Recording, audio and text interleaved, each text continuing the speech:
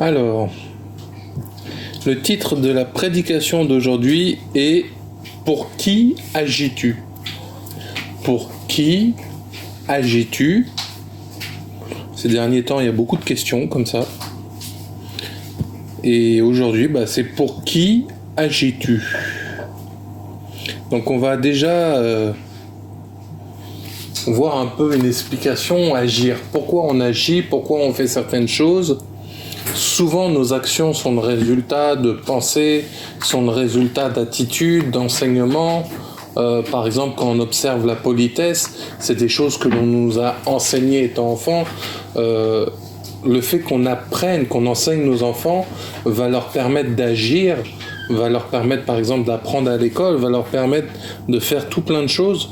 C'est pareil, on nous apprend des jeunes comment être à l'école, comment être dans la vie de travail, comment être dans la vie de tous les jours.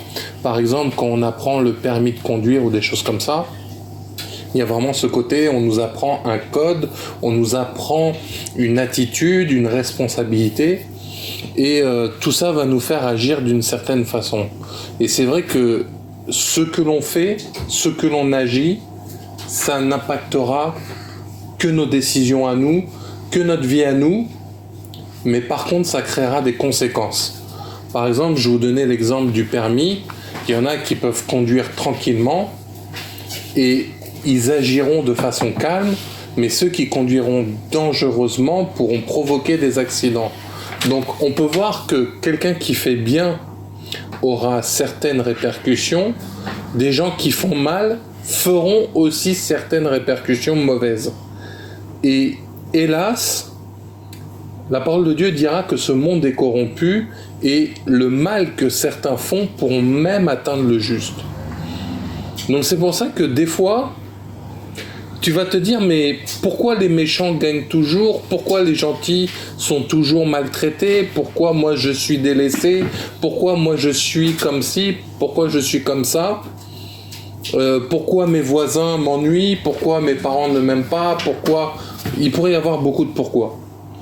Mais pourquoi il y a des guerres? Pourquoi il y a autant de soucis? Pourquoi les églises vont mal? Pourquoi? Et ça vient d'un simple constat. Comment est-ce que tu agis? Comment es-tu en train d'agir? Pour qui agis-tu? Est-ce que tu agis pour toi-même? Est-ce que tu agis pour Dieu? Est-ce que tu agis pour une organisation, pour quelque chose de religieux? Est-ce que tu vas agir dans ton intérêt personnel? Est-ce que tu vas faire pour les autres? Est-ce que tu vas faire pour un ensemble de groupes?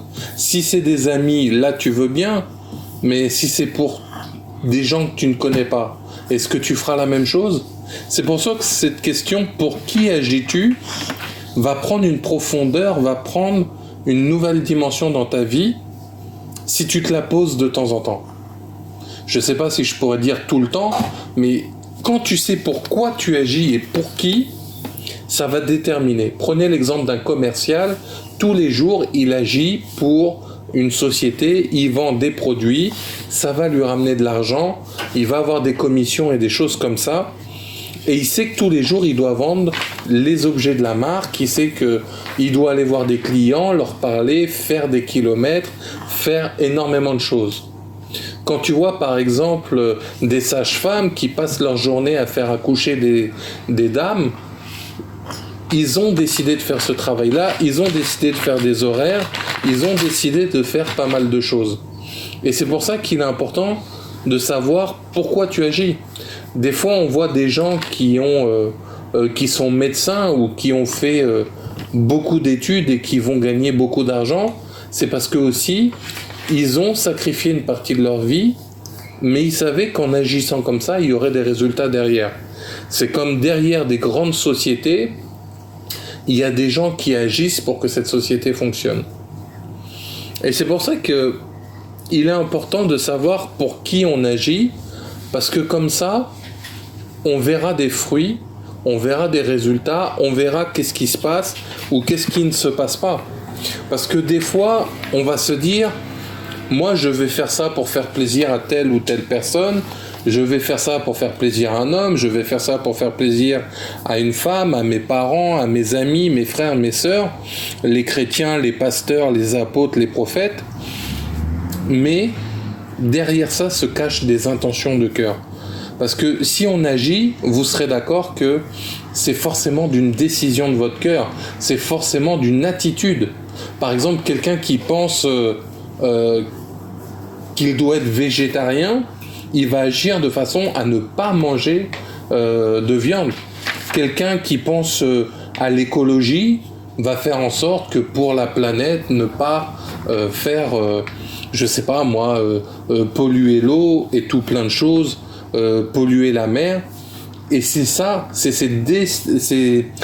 la façon dont ça va être décidé, la façon dont ça va être vraiment dans notre cœur de dire moi je pense qu'il faut faire ça, donc je vais agir de telle considération, de telle façon. On voit des parents qui des fois disent moi pour mes enfants je suis prêt à tout faire. Moi pour mon mari ou ma femme je suis prêt à tout pour que tout aille bien. Donc on peut remarquer que agir c'est le résultat d'une décision de ton cœur. C'est pour ça que la parole de Dieu nous dira préserve ton cœur plus que toute autre chose, car de lui vient la source de la vie, dans Proverbe 4. Pourquoi ? Parce que si ton cœur est atteint, tu vas agir d'une certaine façon. Et si ton cœur agit d'une certaine façon, tu vas peut-être t'énerver, tu vas peut-être rentrer en colère. Des fois, je ne sais pas si vous avez entendu à la télé certains faits divers, on nous dit oui, il allait m'agresser, je lui ai mis un coup de couteau, ou mon mari voulait me frapper, et puis je l'ai frappé, et puis malencontreusement, il lui arrivait tel ou tel problème. Si on laisse déborder certaines choses, ça peut en venir à des graves problèmes. Hier, je ne sais pas si vous avez vu, mais aux infos, un jeune s'est fait poignarder juste parce qu'un monsieur n'était pas content dans une boutique à cause d'une simple facture. Il a pris la vie d'un jeune, il a essayé d'en tuer un deuxième, et il est reparti, mais bon, il s'est fait arrêter. Qu'est-ce qui a motivé son cœur pour agir de telle façon ? Donc c'est pour ça que agir égale une décision du cœur. Des fois, quand on va parler, quand on va penser, quand on va réfléchir, méditer, c'est là que ça va amener à agir. Si tu médites sur le mariage, si tu médites sur le travail, si tu médites sur l'onction, ça te poussera à agir. Peut-être à jeûner, peut-être à prier, peut-être à te former, peut-être à faire en sorte que je dois chercher Dieu, je dois comprendre qui est Dieu, peut-être même tu ne connais pas qui est Dieu, et ça va t'emmener à quoi ? À agir. Peut-être tu vas chercher, est-ce que Dieu se cache dans une religion ? Est-ce que Dieu se cache derrière un homme, derrière une femme ? Est-ce que Dieu c'est la nature ? Est-ce que Dieu c'est quoi ? C'est comment ? Donc c'est pareil, quand tu vas commencer à agir, ça va te faire aller de l'avant. Et quand tu vas commencer à chercher Dieu, à comprendre qu'un Dieu existe et toutes ces choses-là, tu vas te renseigner et tu vas te dire, bon, pour qui j'agis ? Et c'est ça qui va t'amener à connaître Dieu, à savoir qui est Dieu. Il dira même dans la parole qu'il s'est révélé même à ceux qui ne le cherchaient pas. Même l'apôtre Paul nous parlera du Dieu inconnu que peut-être tu ne connais pas toi-même. Et c'est pour ça que pour qui agis-tu ? Si tu agis pour toi-même, ta condition humaine, on voit que nous, les humains, on est faibles, on est fragiles. On voit que, par exemple, une maladie peut nous emporter, un accident peut nous emporter. On a un corps qui est assez fragile, un rien peut nous arrêter. Quand on voit que, si on voit les catastrophes naturelles, à cause de l'eau, du vent, du feu, notre vie peut s'arrêter du jour au lendemain. Donc c'est pour ça que la première chose à agir, peut-être tu te dis que je peux m'en sortir tout seul, peut-être que je peux être là, peut-être que j'y arriverai avec de l'argent, j'y arriverai tout seul, mais à un moment on va se retrouver face à un mur. Peut-être le mur sera tôt dans notre vie, mais peut-être qu'il sera tard dans notre vie. Il y a des gens des fois qui se disent à l'âge de 90 ans, j'ai vécu, j'ai eu de l'argent, j'ai eu plein de choses, mais j'ai pas eu d'enfants, ou je n'ai pas eu de petits-enfants, Ou ils ont une famille, mais je les ai pas vus. Je les ai pas vus grandir. Je l'ai pas vu des amis. J'avais des collègues, j'avais des gens qui m'entouraient pour le travail, mais j'avais aucune amitié avec eux. Il y a des gens, c'est presque au moment de la mort, presque lors du dernier soupir, que les regrets vont venir. Que les attitudes de se dire mais pourquoi j'ai pas fait ça, pourquoi des fois même on réfléchit, pourquoi j'agis, je me suis fâché avec ma famille, pourquoi je me suis fâché avec ma femme, avec mon mari, pourquoi j'ai crié sur mes enfants, pourquoi j'ai arrêté de faire telle et telle chose, ou pourquoi toute ma vie je l'ai gâchée, peut-être à cause de substances, à cause de choses malhonnêtes ou autres. Et c'est là où on se rend compte que agir va vraiment faire la différence dans notre vie. Va vraiment faire en sorte que il y a des actions qui nous amènent à des problèmes. Et j'aimerais qu'on regarde dans la parole des exemples de personnes qui ont mal agi ou que leur action a amené à un problème. Parce que la grande question, c'est est-ce que tu connais Dieu ou pas Dieu? Si tu connais Dieu, Dieu veut te sauver, Dieu veut te donner la vie éternelle. Et il faut comprendre que pour être sauvé, Jésus a dit « Je meurs à la croix pour toi. Si tu m'acceptes comme sauveur, si tu crois que je suis mort pour toi et ressuscité, alors tu seras sauvé et tu auras la vie éternelle. » Dieu dira « J'ai donné mon Fils unique afin que quiconque croit en lui ait la vie éternelle. » On voit comment Dieu agit. Il a donné son Fils unique afin que quiconque croit en lui ait la vie éternelle. Donc si aujourd'hui, toi qui entends ce message, tu n'as pas encore accepté Jésus, je t'invite à l'inviter dans ton cœur par la foi et à avoir cette action, à agir de façon à croire qu'il peut te sauver. Maintenant, si tu fais cette prière, le Saint-Esprit viendra habiter en toi et tu te rendras compte que ta vie va changer. Ta vie va avoir quelque chose de différent. Ensuite, j'aimerais parler à ceux qui sont déjà croyants, qui ont déjà reçu le Saint-Esprit, et qu'on voit comment l'Église, comment le corps de Christ peut se retrouver aujourd'hui face à Dieu. Donc on va prendre un premier exemple, c'est celui de... Donc là, c'est des exemples plutôt négatifs qu'on va voir. C'est celui de Judas, par exemple.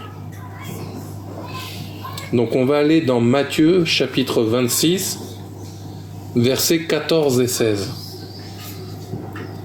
Et donc du coup, on va voir dans ces passages qu'on va lire ensemble, ces gens, pour qui ils ont agi.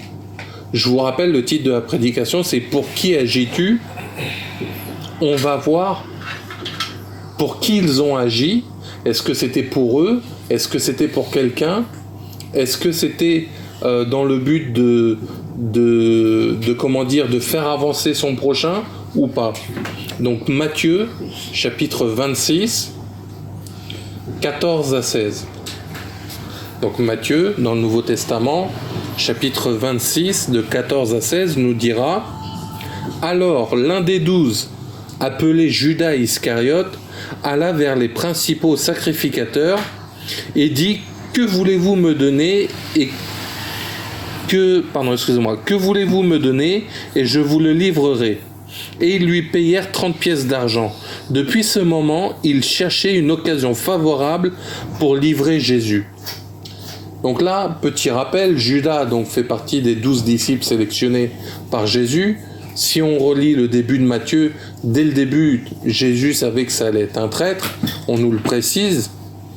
Et résultat, on voit qu'il a été parmi les disciples, lui-même a vécu les miracles, lui-même était là lors de la multiplication des pains, lui-même était là lors de la multiplication des poissons, lui-même a vu Jésus faire des résurrections, faire des guérisons, faire des délivrances, faire plein de choses.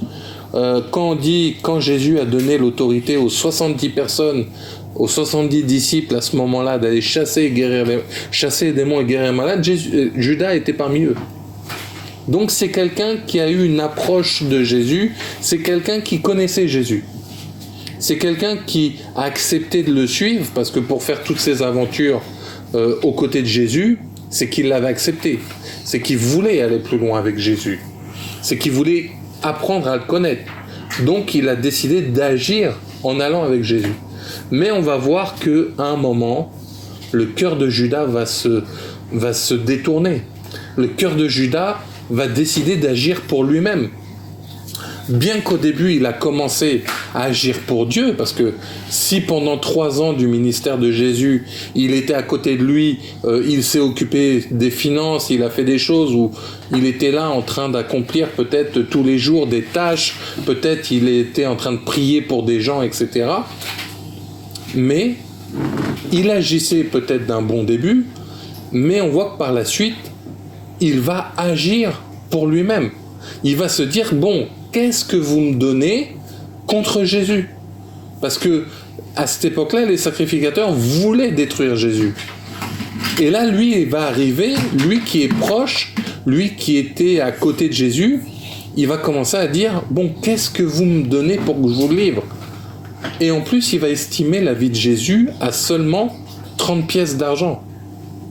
Donc on voit que selon ce que tu décides d'agir, ça peut commencer à être pour ton intérêt personnel.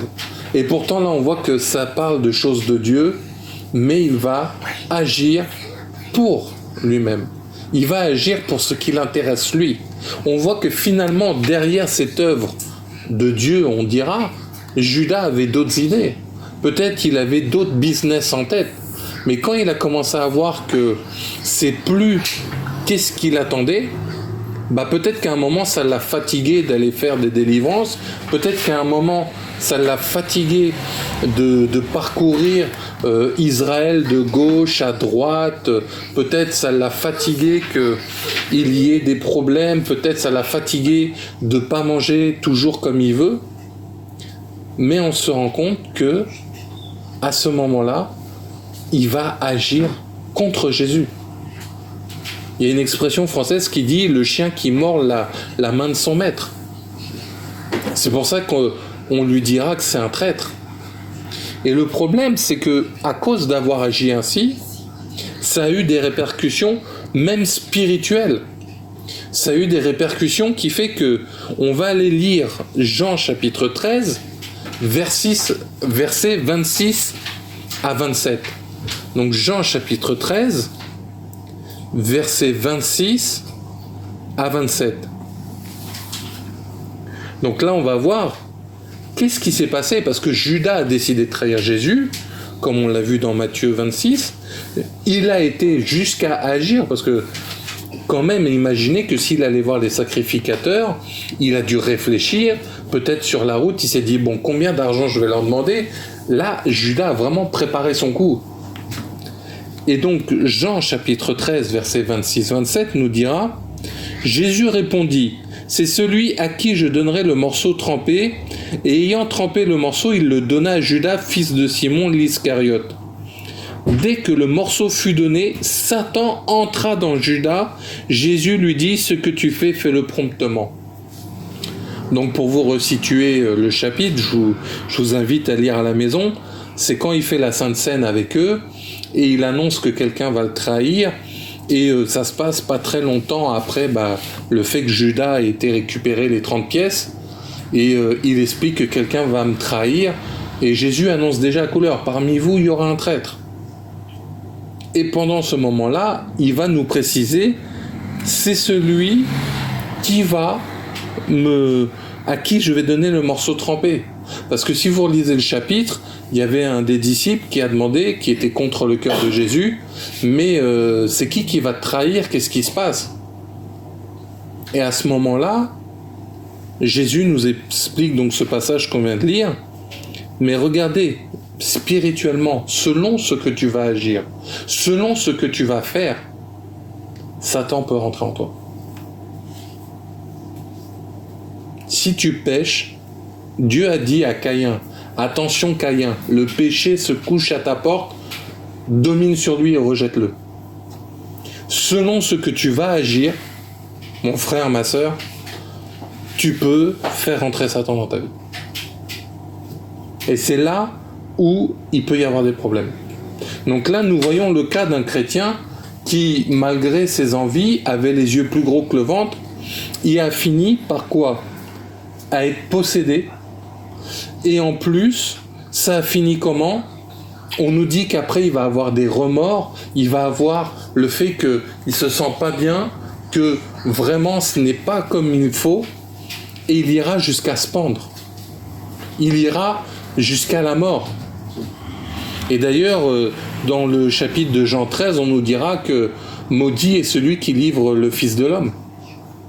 Donc c'est pour ça que là, c'est un premier exemple des agissements de quelqu'un, comment spirituellement, malgré qu'il avait connu Jésus physiquement pendant 3 ans, malgré le fait que il puisse avoir vécu des bonnes choses avec lui, des bons moments ou même des moments d'épreuve, il a vu Pierre marcher sur l'eau, il a vu plein de choses, il a fini par vendre Jésus pour 30 pièces, il a fini par renoncer à lui, il a fini même par l'empêcher d'être proche de lui, parce que quand tu décides de trahir et d'amener une armée vers lui, vers Jésus, c'est que c'est vraiment plus ton Seigneur, c'est pas juste on est en froid, mais là il y a un différent entre nous deux, et c'est ça qui a fait toute la différence.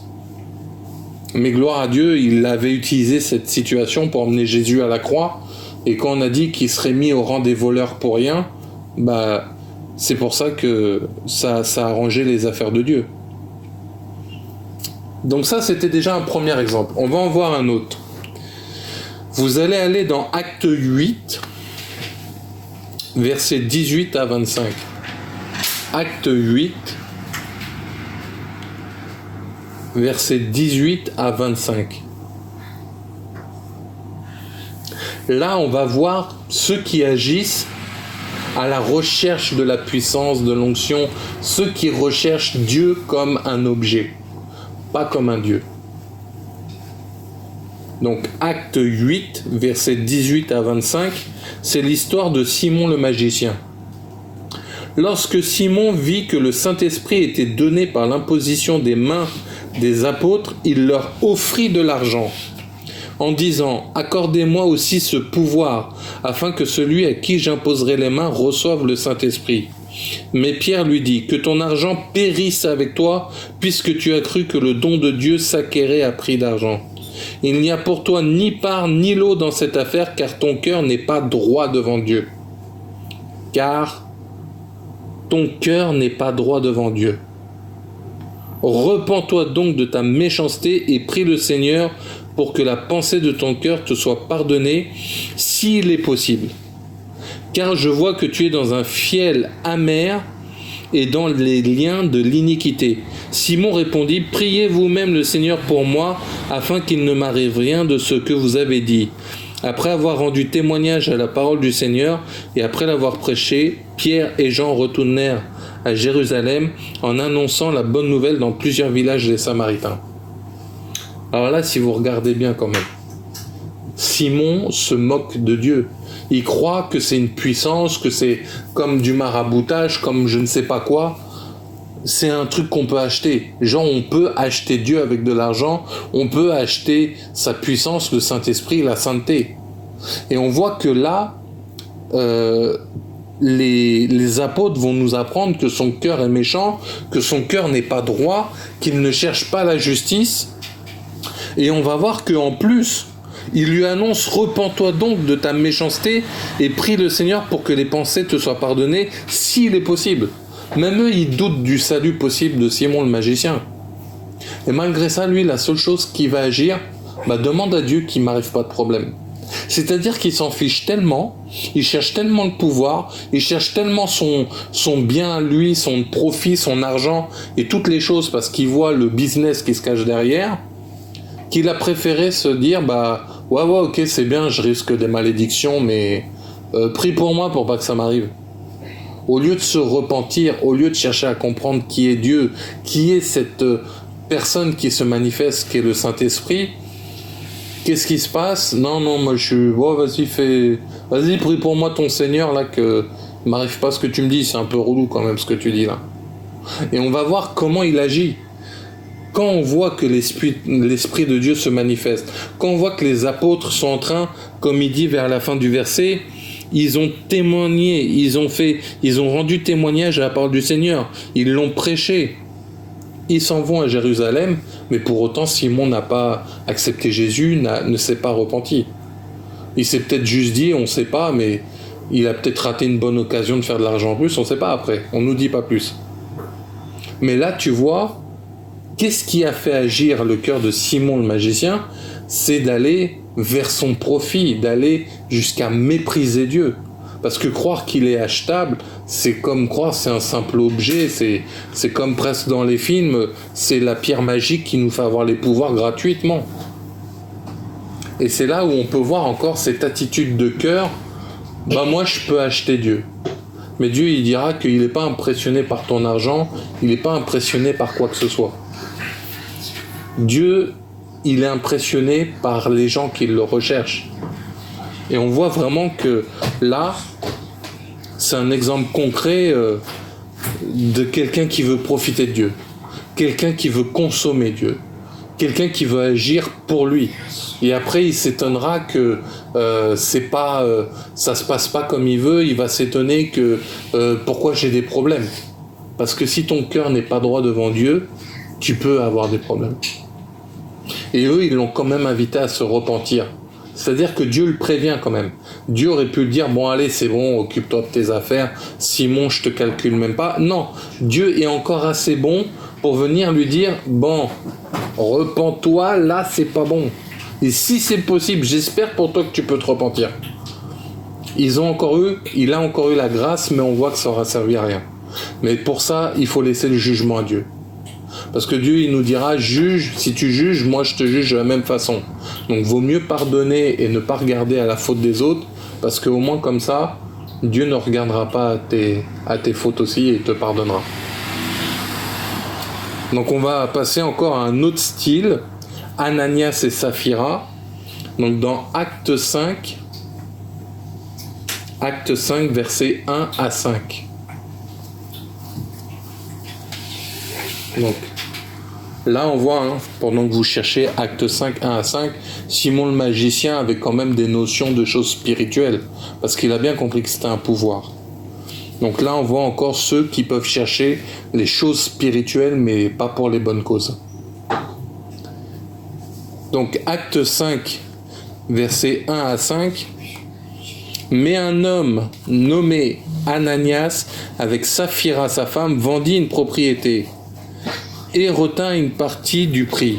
Sa femme le sachant, puis il apporta le reste et le déposa aux pieds des apôtres.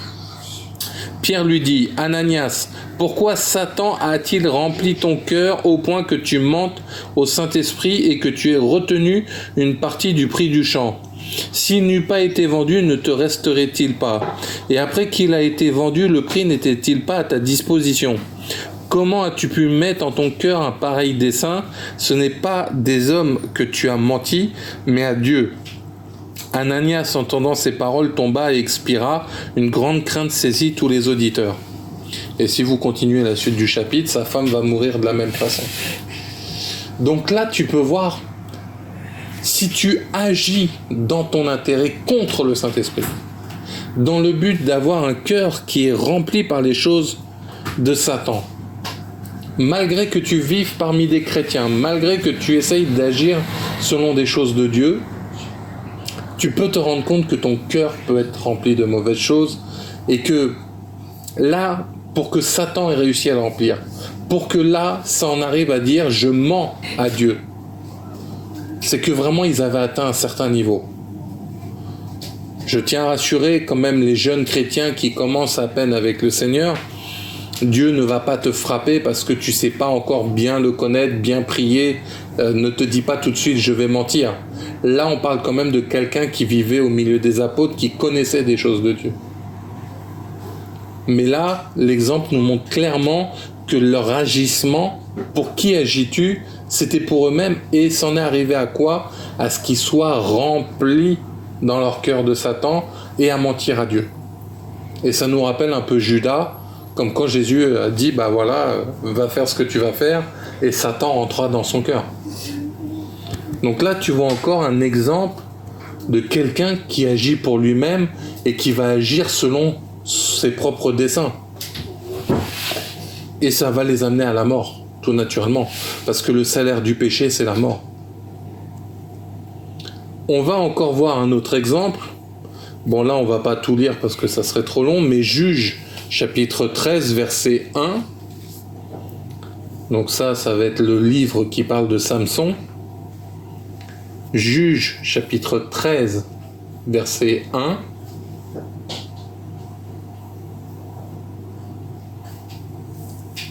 Juge, chapitre 13, verset 1.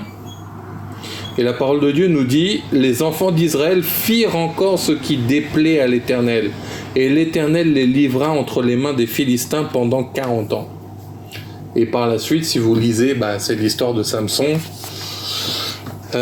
Samson qui a fait un peu ce qu'il voulait. On avait dit que le fil ne devait pas passer sur ses cheveux, qu'il ne devait pas boire d'alcool, ne pas toucher aux animaux morts.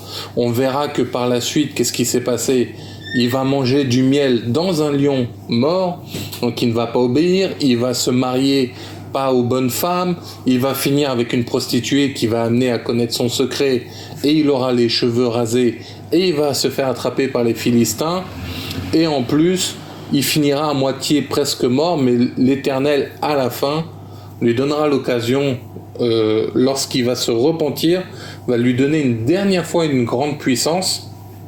Parce que si vous lisez la parole, Samson était doté d'une énorme force. Et à ce moment-là, il va mourir, mais avec lui, il emportera plusieurs milliers de Philistins, et ça fera la gloire de l'Éternel. Donc ça nous montre quoi ? Ça nous montre que les enfants d'Israël firent encore ce qui déplaît à l'Éternel. J'ai gardé le premier verset pour nous rappeler qu'est-ce que tu agis. Selon ce que tu agis, tu peux déplaire à l'Éternel. Et si tu déplais à l'Éternel, il peut t'arriver des galères. On voit que pendant 40 ans, ils ont été livrés entre les mains de l'Éternel, des Philistins, pardon. Et on va voir que Samson avait beau avoir une grande puissance, une grande force, le fait qu'il a agi pour lui-même plus que ce que Dieu lui demandait, l'a mené à des problèmes aussi. L'a mené, à cause de ses attitudes de cœur, à aller là où il ne faut pas. Et donc tu peux avoir une très grande puissance si elle n'est pas guidée par Dieu. Si tu n'agis pas selon Dieu, ça ne servira à rien. On va voir encore un autre exemple, Salomon. Donc, 1 Roi, chapitre 3, versets 11 à 13. 1 Roi, chapitre 3, versets 11 à 13. 1 Roi, ou premier livre de Rois, chapitre 3, versets 11 à 13. Et la parole de Dieu nous dit, « Et Dieu lui dit, puisque c'est là ce que tu demandes, puisque tu ne demandes pour toi ni une longue vie, ni les richesses, ni la mort de tes ennemis, et que tu demandes de l'intelligence pour exercer la justice, voici j'agirai selon ta parole, je te donnerai un cœur sage et intelligent, de telle sorte qu'il n'y aura eu personne avant toi, et qu'on ne verra jamais personne de semblable à toi. Je te donnerai en outre ce que tu n'as pas demandé, des richesses et de la gloire, de telle sorte qu'il n'y aura pendant toute ta vie aucun roi qui soit ton pareil. » Donc là, c'est Dieu qui parle de Salomon. Salomon qui vient d'hériter du trône d'Israël. Et là, il demande à Dieu, en gros, excuse-moi, mais sans toi, je ne peux pas y arriver. Donc là, on voit un Salomon qui fait appel à Dieu. Il se dit, sans toi, je ne peux pas agir. Donc, si je veux agir, Dieu, j'ai besoin de toi. Et qu'est-ce qu'on voit tout de suite ? L'Éternel va le bénir plus que prévu même. Il va lui donner la sagesse, il va lui donner l'intelligence, il va lui dire que toute ta vie, aucun roi n'aura ton pareil. Un peu comme quand Jésus a dit « Cherchez d'abord mon royaume des cieux et sa justice, et tout vous sera donné ensuite ». C'est ce que là, on pourrait dire Salomon a mis en pratique. Et on part d'un départ où Salomon est rempli d'une sagesse. On voit que Dieu lui donne un cœur rempli de sagesse. On voit un cœur rempli d'intelligence. Comme on nous dit dans le verset 12, « Voici, j'agirai selon ta parole, je te donnerai un cœur sage et intelligent. » Donc là, on voit qu'au début, Salomon agit pour Dieu. on voit que Salomon agit pour les bienfaits du royaume. Automatiquement, il est béni, voire même plus. Et vu qu'il n'avait pas demandé, il n'a pas cherché l'argent, etc., il n'a pas agi pour son profit personnel, comparé aux gens qui étaient précédemment, on voit qu'il est même béni à outrance. Et j'aimerais maintenant qu'on voit ce qui va se passer à la fin de sa vie. Et nous allons aller dans chapitre 1 Roi, verset 11, de 1 à 6. Donc 1 Roi, ou premier livre des rois, chapitre 11, verset 1 à 6. Ça va toujours être le même roi Salomon, mais bien plus tard. Et regarde, au début, il a cherché à agir selon le cœur de Dieu. Il a cherché à agir selon ce qui était bien devant Dieu. Mais regarde maintenant où en est Salomon. Le roi Salomon aima beaucoup de femmes étrangères, outre la fille de Pharaon, des Moabites, des Ammonites, des Édonites, des Sidoniennes, des Éthéniennes, appartenant aux nations dont l'Éternel avait dit aux enfants d'Israël, vous n'irez point chez elles et elles ne viendront point chez vous. Elles tourneraient certains de vos cœurs du côté de leur Dieu. Ce fut à ces nations que s'attacha Salomon, entraîné par l'amour. Il eut 700 princesses pour femmes et 300 concubines. Et ces femmes détournèrent son cœur. Je répète, et ces femmes détournèrent son cœur. À l'époque de la vieillesse de Salomon, ces femmes inclinèrent son cœur vers d'autres dieux, et son cœur ne fut point tout entier à l'Éternel son Dieu, comme l'avait été le cœur de David son père. Salomon alla après Astarté, divinité des Sidoniens, et après Milcom, l'abomination des Ammonites, et Salomon fit ce qui est mal aux yeux de l'Éternel, et il ne suivit point pleinement l'Éternel comme David son père. C'est pour ça, là, tu vois, pour qui agis-tu? Pourquoi? Comment? On voit un Salomon, comme Samson a gâché sa force, on voit un Salomon qui a gâché sa sagesse. On voit vraiment que au début, il agissait pour Dieu, Dieu l'a béni. Mais on voit que le don de la part de Dieu, il l'a corrompu.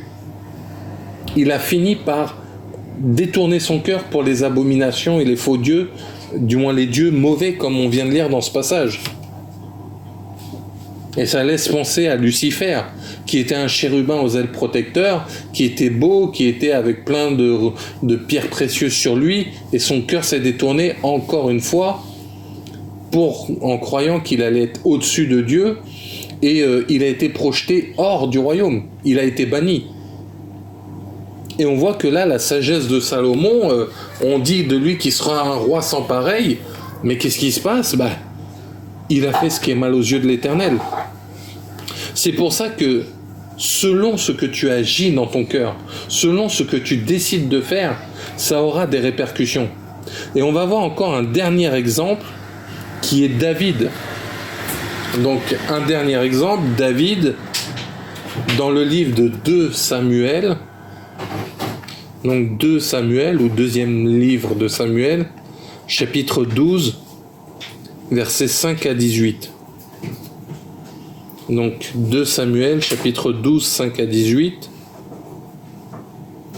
Donc la parole nous dit, la colère de David s'enflamma violemment contre cet homme, et il dit à Nathan, l'Éternel est vivant, l'homme qui a fait cela mérite la mort. Donc juste pour vous redire le début, le prophète Nathan vient et il explique le cas d'un homme qui a fait certaines choses. Et là, David, automatiquement, répond cette phrase. Et donc, verset 6 nous dit « Et il rendra 4 brebis pour avoir commis cette action et pour avoir été sans pitié. » Et Nathan dit à David « Tu es cet homme-là. Ainsi parle l'Éternel, le Dieu d'Israël. Je t'ai oint pour roi sur Israël. Je t'ai délivré de la main de Saül. Je t'ai mis en possession de la maison de ton maître. J'ai placé dans ton sein les femmes de ton maître. Et je t'ai donné la maison d'Israël et de Juda. Et si cela eût été peu, j'y aurais encore ajouté. » J'y aurais encore ajouté. C'est important quand même. Pourquoi donc as-tu méprisé la parole de l'Éternel en faisant ce qui est mal à ses yeux? Tu as frappé de l'épée Uri le Héthien, tu as pris sa femme pour en faire ta femme, et lui, tu l'as tué par l'épée des fils d'Amon. Maintenant l'épée ne s'éloignera jamais de ta maison parce que tu m'as méprisé et parce que tu as pris la femme d'Uri le Héthien pour en faire ta femme. Ainsi parle l'Éternel, voici je vais faire sortir de ta maison le malheur contre toi et je vais prendre sous tes yeux tes propres femmes pour les donner à un autre, qui couchera avec elles à la vue de ce soleil. Car tu agis en secret, et moi je ferai cela en présence de tout Israël et à la face du soleil. David dit à Nathan, j'ai péché contre l'Éternel, et Nathan dit à David, l'Éternel pardonne ton péché, tu ne mourras point. Mais parce que tu as fait blasphémer les ennemis de l'Éternel, en commettant cette action, le fils qui t'est né mourra. Et Nathan s'en alla dans sa maison. L'Éternel frappa l'enfant que la femme d'Uri avait enfanté à David, et il fut dangereusement malade. David pria Dieu pour l'enfant et jeûna, et quand il rentra, il passa la nuit couché par terre. Les anciens de sa maison insistèrent auprès de lui pour le faire lever de terre, mais il ne voulut point et il ne mangea rien avec eux. Le 7e jour, l'enfant mourut. Les serviteurs de David craignaient de lui annoncer que l'enfant était mort, car ils disaient, voici, lorsque l'enfant vivait encore, nous lui avons parlé, et il ne nous a pas écoutés. Comment oserons-nous lui dire, l'enfant est mort, il s'affligera bien davantage. Et si vous lisez la suite, quand il va savoir que l'enfant est mort, il va arrêter son jeûne et prière, il va se laver, il va dire, ok, maintenant je marche droit avec Dieu. Bon, en résumé. Hein. Je vous invite aussi à aller lire le chapitre entièrement vous-même. Donc là, tu vois quand même, David, à cause d'une femme, a péché contre Dieu, a fait ce qui est mal devant Dieu, et ça l'a amené à tout plein de conséquences. Ça l'a amené à des problèmes. Pourtant, Dieu lui a pardonné ses péchés quand même. Mais par la suite, David aura des combats à vivre avec. C'est pour ça que il faut comprendre une chose. Peut-être es-tu en train de te dire, mais c'est une condamnation, mais c'est l'Ancien Testament, mais c'est plein de choses. Mais ça nous montre des exemples de ceux qui ont agi avec un cœur mauvais. Pourquoi ces exemples ? C'est pour te montrer que spirituellement, tu peux te détourner de Dieu. Tu peux ne pas chercher à comprendre Dieu. Tu peux chercher Dieu pour tes intérêts, tu peux chercher Dieu pour le mal, pour l'argent, pour des convoitises de la chair. Même Dieu disait de David, je t'aurais donné encore plus si tu voulais. Mais il a fallu qu'il aille... La seule fois où il part pas en guerre, il lui a fallu la seule femme qu'il n'avait pas le droit. La seule. Il disait, ne touche pas à cette femme-là, c'est pas la tienne. Mais David s'est permis des petits non mais c'est bon, t'inquiète, on est proche et non, Dieu c'est pas bon à ses yeux. Ça lui a pas plu. Et ça a fini par faire mourir Uri et en plus faire mourir le bébé. Mais malgré ça quand même après il continuera à avoir son mariage avec cette femme, mais plus tard limite elle le maudira parce que tu danses devant l'arche éternel comme ça et t'es là, tu te fous la honte devant tout le monde et il va lui dire moi j'adore mon Dieu et elle va s'en aller. Mais c'est pour ça que selon pour qui on agit, selon pourquoi, comment, ça va avoir des impacts parce que on oublie que des prophètes comme Abraham, qui a vécu jusqu'à 100 ans des combats dans la foi pour sa femme enfante, qu'il a presque dû tuer Isaac, c'était encore des épreuves. Quand on voit des prophètes comme Daniel, qui a vécu plusieurs occupations, qui a toujours été sous la main de l'ennemi, mais qui n'a pas lâché. Quand on voit des gens comme Jérémie, le prophète Jérémie, qui a toujours préféré Dieu, quitte à se retrouver enfermé, quitte à se retrouver dans les problèmes. Quand on voit tellement de prophètes, quand on voit Jonas, un coup il agit bien, un coup il agit mal. Mais tellement il agit mal, il a fini dans le ventre d'un poisson. Et c'est pour ça que, pour qui agis-tu ? Si c'est pour ton intérêt personnel, tu vas finir par avoir des problèmes. Et c'est vrai que là, c'est des grands exemples. C'est des exemples qui sont lourds. Mais ils ont commencé par les petites choses. Peut-être que David regardait des petits coups d'œil vers la femme de Uri. Ça commençait par des petites choses. Parce que vous savez, Dieu dit, si tu es fidèle dans les petites choses, tu le seras aussi dans les grandes. Et bien si tu es mauvais dans les petites choses, tu seras aussi très mauvais dans les grandes. Ça marche dans les deux sens et le diable le sait. Donc c'est pour ça que Le but n'est pas de te condamner, mais Dieu veut que tu sois dans la sanctification. Dieu veut que tu comprennes que être avec lui, c'est pas une blague. C'est pas pour... Tu crées pas une église pour t'amuser. Tu fais pas les choses de Dieu pour t'amuser. On voit tout ce qu'ont subi les prophètes. On voit comment tous les apôtres, quand on voit Paul, Silas, Pierre, dans des prisons, dans des problèmes, morts, Jacques décapité, Pierre pendu la tête en bas, du moins pendu, crucifié la tête en bas, Paul, alors lui, il a eu nombre de problèmes, Étienne, lapidé, Jésus, notre meilleur exemple, il vient, il est innocent, il est pur, il n'a aucun péché, il vient par amour, il vient parce qu'il agit au nom du Père, il vient parce qu'il agit au nom du Saint-Esprit, de la parole de Dieu, et il va jusqu'au bout. Et malgré tout l'agissement qu'il a fait, tous les bienfaits qu'il a fait, il a quand même fini par être crucifié. Parce qu'on l'a vendu pour 30 pièces. Donc il faut vraiment que tu comprennes que tu dois te poser les questions, pourquoi tu agis, pour qui, comment. Est-ce que c'est pour Dieu, est-ce que c'est pour toi? Parce que vous savez, Jésus a donné un simple commandement, mais qui est très puissant. Aimez-vous les uns les autres. C'est parce qu'il savait qu'on n'irait pas agir pour les autres. Il savait qu'on ne saurait pas agir dans une certaine attitude. On peut dire, ah, aimez-vous les uns les autres, on se fait un bisou, un câlin, je te serre la main. Et Jésus savait, beaucoup n'ont pas agi selon le cœur de Dieu. Donc résultat, aimez-vous les uns les autres, parce qu'en fait c'est le plus grand commandement, c'est votre plus grande faiblesse. C'est ce que vous ne savez pas faire, et en plus, vous ne regardez pas vos agissements et à ce qu'ils peuvent amener. Et c'est pour ça que Jésus veut un peuple qui soit repentissant, il veut un peuple qui aille vers lui, il veut un peuple qui vive. Il a dit, vous serez persécutés en mon nom, on dira faussement des choses de vous. Donc pareil, il y en a, ils veulent plus agir pour Jésus. Quand on te dit, tu auras l'onction, tu auras les ministères, tu auras les bénédictions, tu auras le mariage, tu auras l'argent, tu auras les costumes, tu auras les robes, là tu es ok, mais quand on te parle d'agir pour Dieu, en vérité, toi tu dis, moi je suis comme Jérémie, mais est-ce que tu as fait les 3/4? Est-ce que tu serais prêt à vivre ce que Jérémie a vécu, le prophète?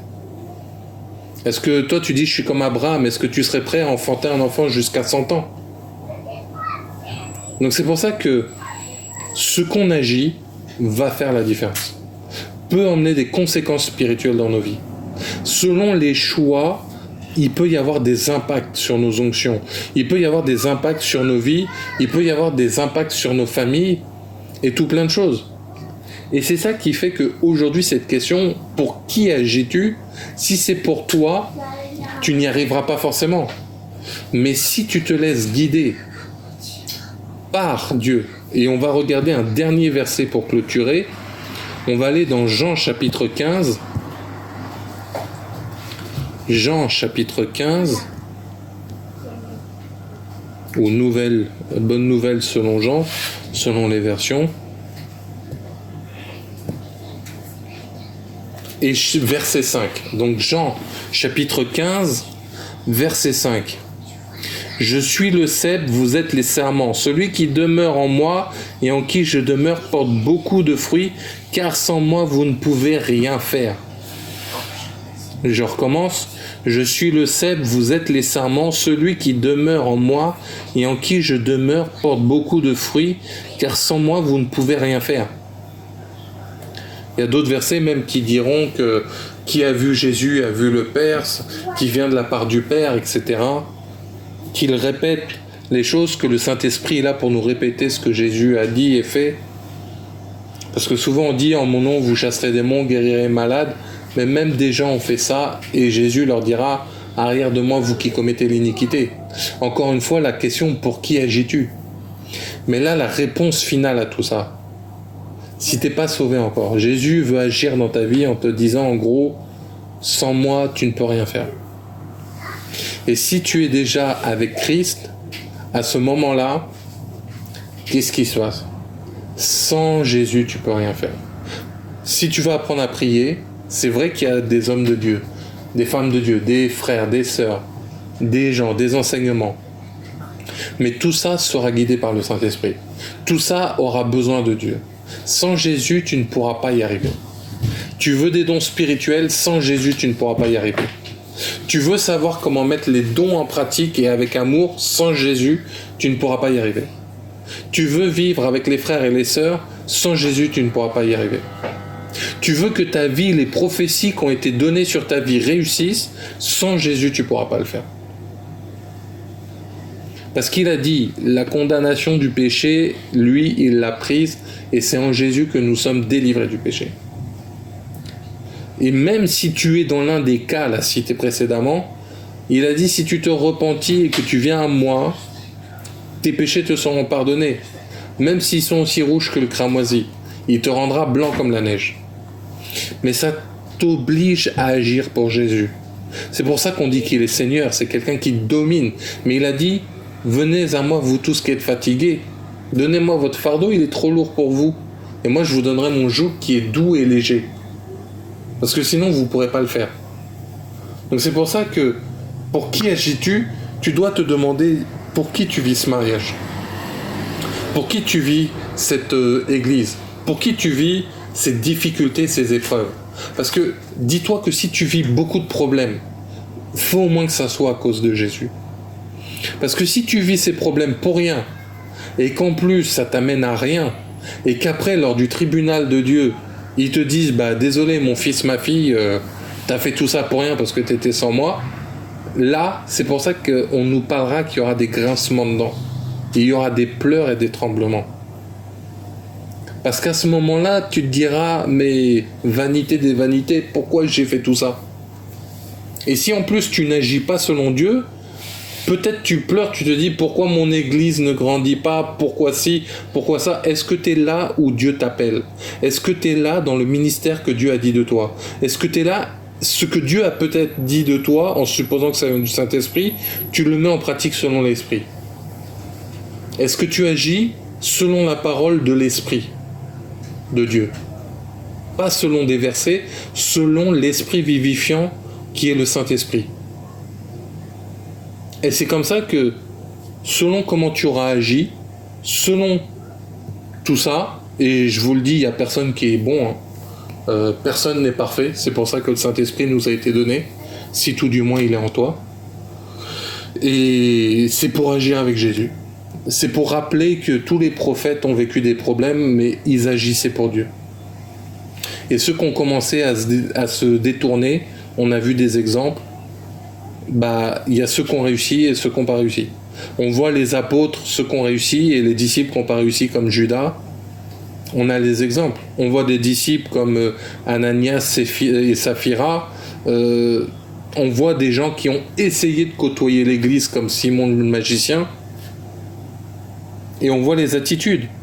Et moi, je trouve encore qu'on a une grande grâce, parce que si Dieu nous frappait comme il a frappé David, comme il a frappé certaines personnes dans le livre des juges et tout ça, il est vraiment dans le calme en ce moment. Il est vraiment en train d'être dans sa bonté, dans sa grâce. Des fois, on dit, la grâce de Dieu est sur notre vie. Je crois qu'on ne réalise pas complètement à quel point il y a la grâce. Il nous protège tous les jours. Il sait comment on va agir. Il dit devant lui, il n'y a rien qui est caché. Il sait qu'aujourd'hui, on peut agir sale, mais au moins il nous aime et il va quand même nous garder. Et c'est pour ça que Jésus est amour, c'est pour ça que il est là pour nous sauver. Il est là pour nous reprendre, que l'on soit super homme de Dieu, femme de Dieu ou petit enfant en Christ. Et il n'y a pas de différence de niveau. Devant Dieu, il n'y a plus de tout ça. Qui va l'impressionner, Dieu? Qui va lui dire, moi j'agis, et Dieu va dire, waouh? Personne. Parce que Dieu est Dieu. Et c'est pour ça que selon ce que l'on agit, et c'est sur la longueur, c'est un marathon, c'est pas un sprint. Il y en a comme Salomon, il a sprinté dans la sagesse, il a mal fini. Et c'est pour ça qu'il est important de rester au pied de Dieu. C'est pour ça que là, tout ça, encore une fois, n'est pas pour te condamner, mais te rappeler, tu dois rester au pied de Dieu. Tu dois agir pour Dieu, tu dois chercher Dieu par le Saint-Esprit. Tu dois chercher à comprendre qui est Jésus. Et c'est comme ça que tu pourras arriver avec Dieu. Parce que, dernière chose pour clôturer, des fois les gens sont jaloux. Pourquoi lui il est marié? Pourquoi elle, son ministère grandit? Pourquoi lui a l'onction? Parce que les gens agissent. Ils se sacrifient, ils prennent leur temps, ils font pour Dieu. Là où toi tu t'amuses, eux ils pleurent. Là où toi tu dois donner tes dîmes, tes offrandes, eux ils sont dans le manquement. On avait même vu dans l'Acte des Apôtres, c'est des balayures de ce monde. Mais le résultat, c'est que Dieu a dit, attendez, dans le ciel, il y aura une grande récompense qui vous attend. Il y a des choses que la terre peut vous voler ou qui peuvent rouiller. Mais dans le ciel, personne ne peut y toucher pour vous. Donc c'est pour ça que on a besoin d'agir pour Christ. Ce message nous invite à nous mettre devant le miroir. J'espère juste, comme dit la parole, qu'on ne voit pas notre reflet dans le miroir et puis ensuite on l'oublie. Il faut qu'on puisse vraiment le mettre en pratique. Et ça va être dur, ça va pas être facile. Ça va casser notre fierté, ça va casser notre orgueil. Mais encore une fois, tu as besoin de te repentir, tu auras besoin de l'aide de Jésus. Tu as besoin d'être sauvé de ton orgueil, de ta fierté, tu auras besoin d'être sauvé de Jésus. Tu as besoin d'être sauvé de ton impudicité, tu auras besoin de Jésus. Et même quand tu l'as obtenu, tu auras besoin que Jésus te maintienne dans la bénédiction. Et c'est pour ça que tu auras besoin de prier, de méditer, de jeûner, même pour garder toujours « je veux agir avec Jésus ». Et ça ne sera pas facile. Des fois, ça te prendra du temps. Des fois, peut-être, ça prendra très longtemps. Mais il faut qu'à la fin, tu arrives par agir pour Jésus. Dieu ne regarde pas à la quantité, mais il regarde à la qualité et à la fidélité. Car il préfère l'obéissance au sacrifice. Et c'est comme ça que tu y arriveras. Même si ça doit être petit à petit. Même si Dieu, toi, il te demande que d'élever des enfants. Il ne te demande pas d'être un grand ministère. Il n'y a pas de petites tâches chez Jésus. Il n'y a pas de petites choses. Parce que même s'il dit « laissez les enfants venir à moi », c'est-à-dire que même les petits, même les enfants spirituels, et quand je dis enfant spirituel, je ne parle pas d'un enfant de 4 ans en âge physique, tu peux avoir 80 ans et être un bébé spirituel parce que tu viens d'accepter Jésus. Et c'est ça, laissez venir à lui, chercher à comprendre, chercher à savoir qui il est, chercher à savoir pourquoi il veut ça. S'il y a certaines conséquences dans ta vie, cherche Dieu, demande-lui à agir selon lui. Et ça sera peut-être pas facile. Et c'est pour ça que des fois peut-être même tu reconnaîtras, écoute Dieu, c'est dur ce que tu me demandes. Peut-être Dieu, j'y arrive pas, mais essaye, aide-moi au moins à agir. Pardonne-moi et essaye d'y arriver. Donne-moi la force d'aller vers l'avant. Donne-moi la capacité de l'accomplir. Et c'est comme ça que Dieu nous aidera. Dieu accomplira. Mais si par contre tu cherches l'autre moyen, rappelle-toi des exemples du début.